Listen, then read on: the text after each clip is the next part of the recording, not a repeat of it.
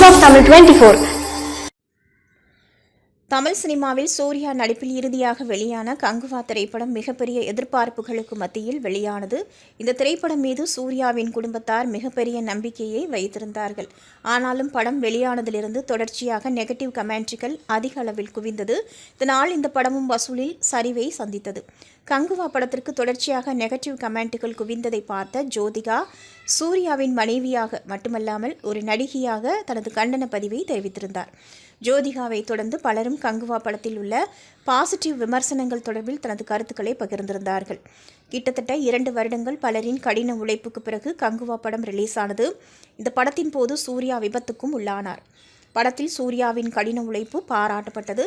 மேலும் 1 வருடங்களுக்கு மேலாகவே கங்குவா படத்தின் பற்றிய ப்ரமோஷன் பணிகளும் நடைபெற்றது. கங்குவா படத்திற்கு நெகட்டிவ் கமெண்ட்கள் குவிந்ததை தொடர்ந்து திரைப்பட சங்கத்தினர் அதிரடி தடைகளையும் விதித்தார்கள்.